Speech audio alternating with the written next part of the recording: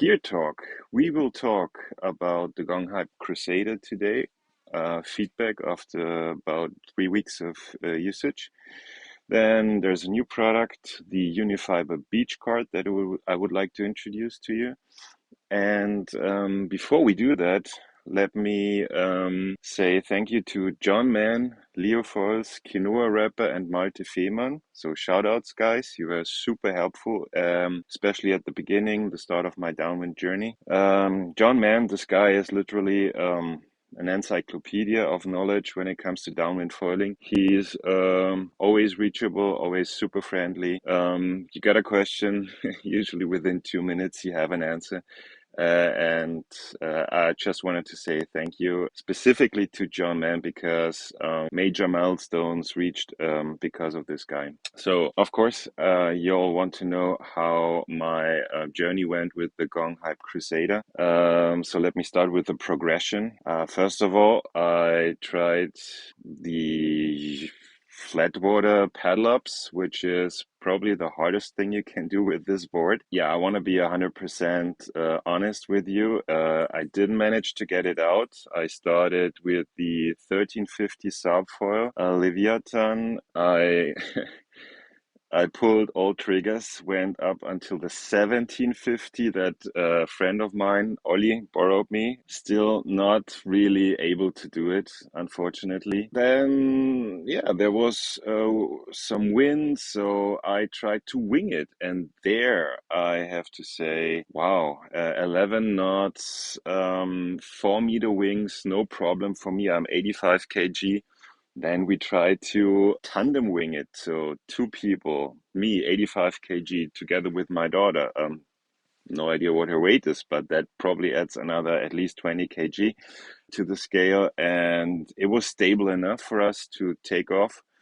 It felt really great. So for winging, I really like my GONG HIPE Cruzader 7.6 wide, 136 liters. Next, there was a storm on my local lake, and it was over 20 knots. And there, I first managed to free my board from the water surface, get it out, and I got a proper taste of what downwind foiling might look like.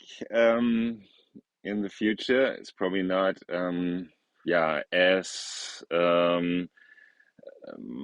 full of adrenaline as downwind foiling in the ocean is, but I got an idea. I used the 1250 subfoil with that. I have the impression that the 1250 gets out of the water a little bit easier. It doesn't have the glide of the 1350, but it's also not as pitchy. So with the 1350, especially when winging it, my impression is that sometimes if you get too fast, then the nose just pitches down and it's really hard. Also in the jibes, it's much easier to get through the jibes on the 1250. I'm gonna stick with the 1250 for the time being. I'm using the 421 stabilizer, 75 aluminum mast, and I also use a 1-degree shim, so to get a little bit more lift out of my stabilizer, and I found that quite helpful. Let's get a little bit more into the details of the board. No straps on the 7.6. There are smaller and newer HIPE Cruzaders that now have straps. So the problem with not having straps is that you have to rely on those bright green lines on the deck pad for orientation. That takes some time to get used to it so that you really know where your feet are. Also, sometimes you have to shovel your feet a little bit. So usually when I try to paddle up, I start a little bit in the back. Then once I have more speed, I can go towards the nose without sinking it. And then I paddle a little bit more. Once the wave or the bump catches me, I step back and I try to free the board from the surface. So for me, 7.6, 21 wide is just doable. In the ocean, it's sketchy. I'm not gonna lie. There's a lot of falling involved, definitely. Yeah, let's talk about the downsides of the Crusader also. I would have liked to get the deflate valve on the pump also. I forgot to ask Gong about it, why they left it out here, because I know that they have other pumps that are able to deflate the subfoils, which makes packing a little bit easier also, especially for flights. Maybe they didn't want to have the second opening here where sand might get in, which could deteriorate the pump over time. Yeah, maybe that's the reason. The carbon foil box at the bottom, it scratches, so you have to be careful. With my normal inflatable subs, I usually just kneel on them and try to press the air out through the valve. Well, if you do that with all your weight and there's rocks at the bottom, or maybe some muscles, stuff like that, sharp things, then you might scratch the fall box, the carbon fall box, which has a glossy finish out of the factory. So be careful, maybe put something underneath a towel, or you just put it in proper sand without any muscles, and then it should be possible. And also, not having foot straps means you don't really have orientation for your front foot. Just be aware of it. If you need that extra bit of orientation, then you should probably opt for the foot strap version of the GONG HIPE Crusader, which is now also available. So that's the board. Now, there's something new that I brought today, which is the Unifiber beach cart. So I brought this. By the way, we're in northern Denmark here. And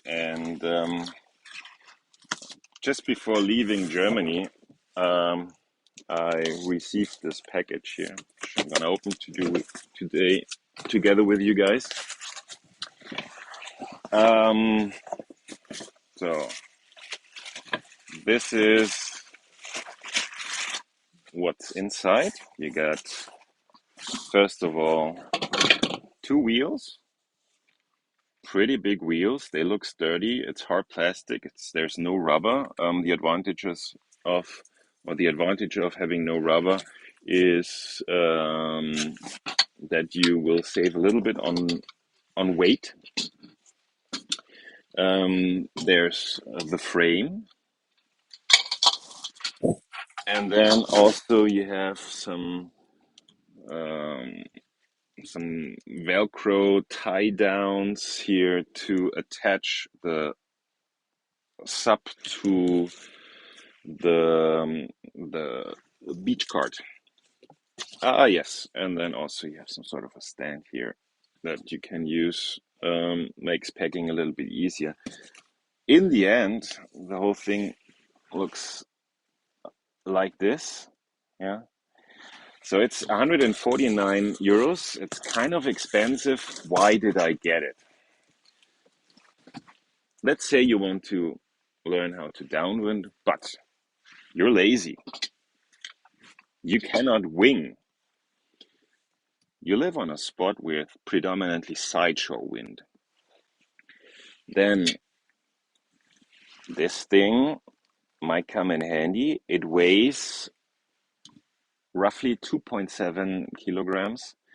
That's about the same weight as a 4 or 5 square meter wing without the pump. The pump usually adds another kilogram. So with the pump, it will be almost 4 kilogram. This is 2.7 kilograms. So it's less weight. Since you can disassemble it in these small parts here, you can store it in your backpack. We'll see whether this is assembled and disassembled faster than I can pump up a wing. I doubt that.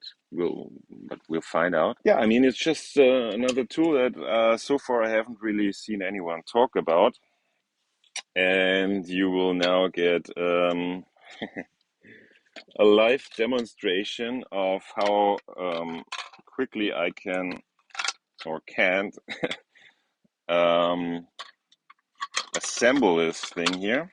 So you put the stand in the middle, Then here you see a little notch, and then you apply some force and it clicks in perfectly. This is just nice. Super sturdy. I doubt that you can destroy this, even if you wanted to. Then see this, you have to put it into this direction. So basically the whole thing is hanging down here. Then you can add the wheel. Make sure the nicer part of the wheel is on the outside. Yeah. So this goes like this. Then you click it in this direction. Second wheel. Just as fast. Done. And then you have some, well, soft plastic, almost rubbery yellow parts here that with an inflatable board is certainly not a problem. You cannot scratch anything, but also with a normal hardboard, I would say this is safe. You cannot really scratch your hardboard. Your inflatable, definitely not, but also a hard SUP should not be scratched using these. So, and here you can see it goes like this. And then you can also sort of change the angle. If you have a smaller board or maybe a chrome board and you want to make sure that it's super neat, then you can also increase the angle or you just make it flat. And there's the second one. And then these straps. You can see the holes for the straps. There are 2 holes on each side, so you can do the tie-down straps from left to right, from right to left. And then basically what you have is you have your board upside down and you have the mast in the middle of these 2 straps, so anything really moves. Yeah. And we'll see how it goes. I'll try it out today and then I'll tell you in the next video. In the meantime, enjoy the crazy trip with downwind foiling. It's hard, I know. Just don't give up, hang in there. Having dock started now successfully after almost half a year of trying really hard at the beginning with the wrong gear. I know how much of a struggle these new sports can be, but yeah, hang in there, it's worth it. And plenty of new opportunities out there on the horizon. Just imagine going down the coastline, sideshore winds, 2 or 3 of your best friends with you, crazy waves. It's just a dream, to be honest. And yeah, that's why I'm making these videos, also to motivate you guys to hang in there. And if you have any questions, put them in the comments. You can ask me in German, French, English. I speak a little bit of Spanish also. Trying to be helpful here. Also hit me up on Instagram. My name is Mr. Superstoked on Instagram. Glad to help you guys. And if I don't have the answer to your question, then I might be able to refer you to some of the guys out there who have even more experience than I have, which is, yeah, it's not that difficult to find somebody who has more experience than I have. All right, enjoy the ride, guys, and see you in the next video. Bye.